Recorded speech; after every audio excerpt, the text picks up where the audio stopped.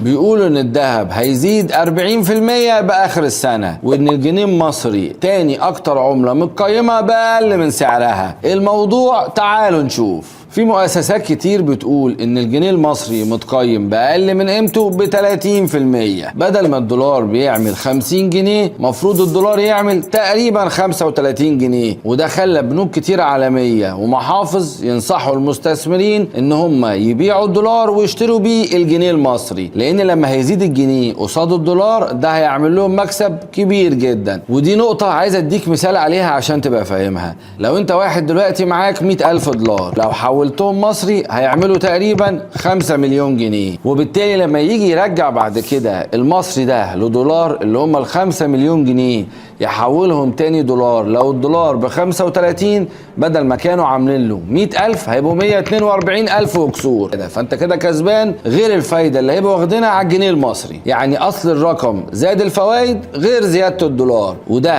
اللي بيخلي ناس كتير بتفكر دلوقتي تخش تستثمر في الجنيه المصري. وطبعا الكلام ده كلها اخبار طالعه، محدش عارف ده صح ولا غلط. هو الدولار في البنك عمال يقل بس هو ثابت عند 49 جنيه. بس ايه اللي هيحصل ادينا هنشوف. ارجع لنقطه بسيطه هي الذهب كانوا متوقعين ان هو السنه دي يعمل زياده 40%، هو زاد منهم لغايه دلوقتي تقريبا 25%، وفاضل له 15% على اخر السنه. يا ترى ده هيحصل ولا لا؟ ادينا هنشوف.